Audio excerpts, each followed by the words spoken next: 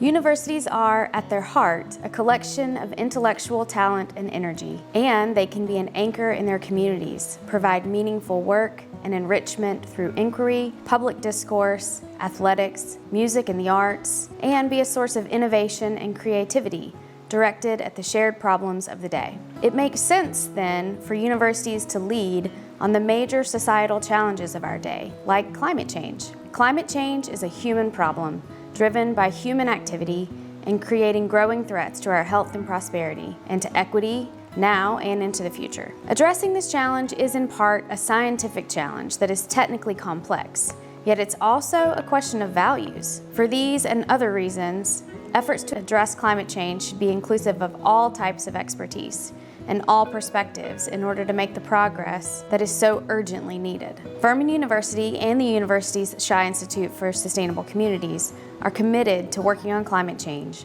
and we strive to do so authentically, leading from the campus first. That is why, in the coming year, we plan to focus on this issue and gather our faculty, staff, students, and community partners to share ideas and expertise. The next step is climate action. So institutions draft climate action plans as documents to guide the process for how we're going to solve our part of the climate crisis. And so climate action plans typically are divided in kind of two different goals. One is to identify strategies for reducing our own contribution to climate change. So how are we going to reduce greenhouse gas emissions from everything we do on campus and beyond? And then the other focus is on then adapting to future climate impacts, understanding that no matter what we do as a global community, we're already beginning to experience first signs of what climate change can be like. And so how do we as an institution prepare for things like extreme heat events, extreme weather events, things of that nature. In 2007, Furman signed the President's Climate Commitment. We agreed to track our greenhouse gas emissions, create a plan for climate action, and then establish a goal for carbon neutrality. When we did that, in 2009, we set a goal of carbon neutrality for 2026. We've made a lot of progress toward that goal through things like geothermal heating, additional solar capacity, and continuous upgrades to efficiency of buildings. So our original goal was a really important catalyst for early action, but there's more work to be done. So we're exploring more long-term strategies that'll help draw down our campus emissions.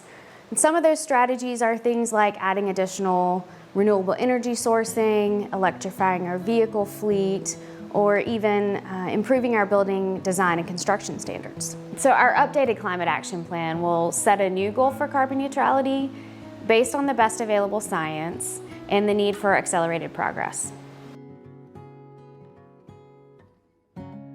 It's really about being as efficient as possible with the operation of our facilities.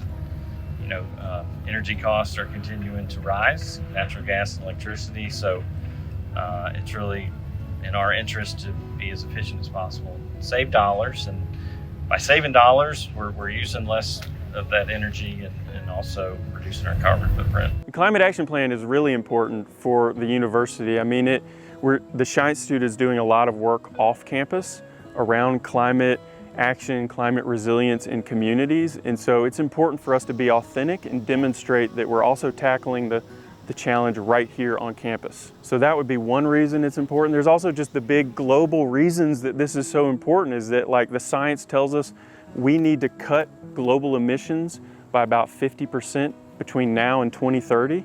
And so Furman, to be a good global citizen, needs to do our part, pull our weight in that. When we think about it from a perspective as individuals, I'm one of 8 billion people. I may be concerned about climate change and seeking for opportunities in my own personal life to lower my own carbon footprint, but I feel a little hopeless at times. At a university like Furman, where we have over 2,000 students living on campus for 9 months out of the year, the decisions we make about where we source food, what we feed people, where our energy comes from, how efficient our buildings are, how we move people on campus, that actually impacts the lifestyle emissions of all of those residents on campus, whether they're thinking about it or not.